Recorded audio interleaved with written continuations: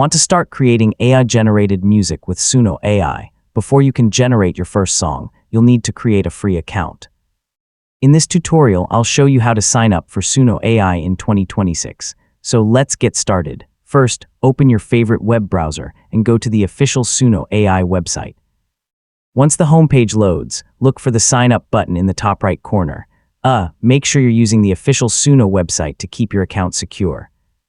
Click Sign Up, then choose how you'd like to create your account. You can continue with Google, Apple, Microsoft, Discord, Facebook, or use a supported phone number where available. Choosing an existing account usually makes the sign-up process faster.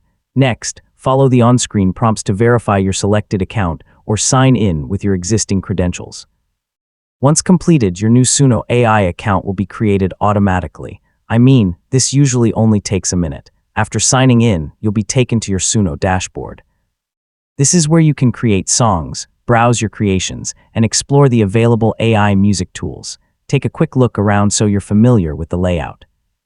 To create your first song, enter a text prompt describing the music you want, or explore the available creation tools.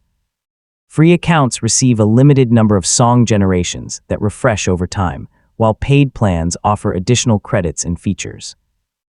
You can always upgrade later if you need more generations.